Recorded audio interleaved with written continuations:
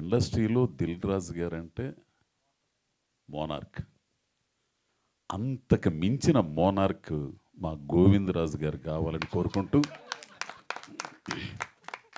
ఈ లేదు లేదు సినిమా సమస్య లేదన్నా, సమస్య లేదు, అవుతారు మీరంతే. ఆయన ప్లానింగ్ కానీ ఆయన నడిపించే విధానం కానీ నాకు ఫస్ట్లో కాలేదు. అక్కడ ఈ మనిషిని చూస్తే ఎవడురా స్వామి ఎట్టున్నాడు అసలు నాకేమర్థం. చాలా మందిని చూశాను అసలు, తిట్టవద్దు కొట్టవద్దు అవి బిసిగితే చస్తారంటారు చూసావా, అట్లా అసలు మనిషి అసలు ఏం మాట్లాడకుండా అసలు పని చేయించుకు దుబ్బెత్తన్నాడు. ఏంది అసలు ఎవడురా స్వామి అనుకునేవాడిని.